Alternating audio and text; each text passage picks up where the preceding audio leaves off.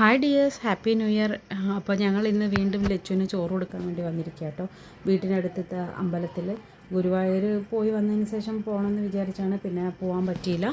അപ്പോൾ ഇത് വീട്ടിനടുത്തത്തെ അയ്യപ്പസ്വാമി ക്ഷേത്രമാണ്, ശ്രീ പുല്ലവങ്കോട്ട അയ്യപ്പസ്വാമി ക്ഷേത്രം.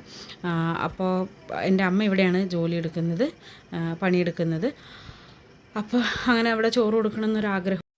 ഞങ്ങൾ ചെറുപ്പം മുതൽ തന്നെ ഈ അമ്പലത്തിലേക്ക് അയ്യപ്പനെ മാലയൊക്കെ കെട്ടിക്കൊടുക്കും കേട്ടോ. ഇപ്പോഴും കെട്ടാറുണ്ട്, ഇപ്പം അങ്ങനെ സ്ഥിരമായിട്ടില്ല. മുമ്പ് സ്ഥിരമായി കെട്ടിക്കൊടുക്കുമായിരുന്നു. ഞാനും എൻ്റെ വലിയച്ഛൻ്റെ പോളും എൻ്റെ അനിയത്തിയും എല്ലാവരും മാല കെട്ടും. ഇപ്പം അമ്മ പറ്റുമ്പോഴൊക്കെ കെട്ടാറുണ്ട്, മുടക്കാറില്ല. എന്നാലും അയ്യപ്പൻ്റെ അനുഗ്രഹം കൊണ്ട് ഞങ്ങളെല്ലാവരും നന്നായിട്ട് തന്നെയാണ് ഇരിക്കുന്നത്. പിന്നെ ലാലിയും കുഞ്ചും സെയിം പരിപാടി തന്നെയാണ്, ഫുൾ ഓടിക്കളിയായിരുന്നു. അവസാനം ചോറ് കൊടുക്കാൻ പോകുന്ന സമയത്ത് കുറച്ച് നേരം ഇരുന്നത്. പിന്നെ ലച്ചു ആണെങ്കിലും വലിയ ഷാടിയൊന്നും ഇല്ലാണ്ട് ബഹളമൊന്നും ഇല്ലാണ്ട് ചോറുണ്ണാനൊക്കെ ഇരുന്ന് തന്നു.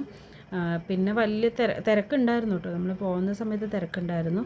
അപ്പോൾ രാവിലത്തെ പൂജയെല്ലാം കഴിഞ്ഞ ശേഷമാണ് നമ്മൾ ചോറ് കൊടുക്കാനിരുന്നത്. അതുകൊണ്ട് വലിയ എല്ലാ തിരക്കും എല്ലാം കഴിഞ്ഞ ശേഷമാണ് ഇരുന്നത്.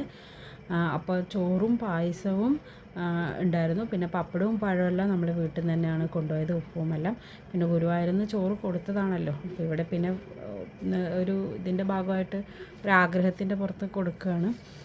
ലാലിക്ക് കൊടുക്കണമെന്ന് വിചാരിച്ചു, പക്ഷേ പറ്റിയില്ല. അപ്പോൾ കൊറോണയും അങ്ങനത്തെയൊക്കെ ടൈം ആയതുകൊണ്ട് പറ്റിയിട്ടില്ല.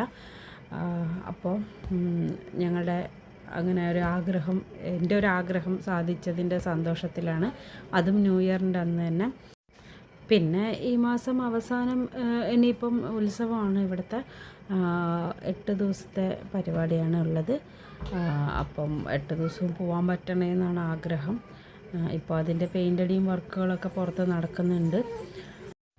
അപ്പോൾ എല്ലാവർക്കും 2025 ഒരു അടിപൊളി ഇയർ ആവട്ടെ. അപ്പോൾ എൻ്റെ ചാനൽ ഇഷ്ടപ്പെടുന്നവർ ഒന്ന് സബ്സ്ക്രൈബ് ചെയ്യാനും ലൈക്ക് ചെയ്യാനും സപ്പോർട്ട് ചെയ്യാനും മറക്കല്ലേ.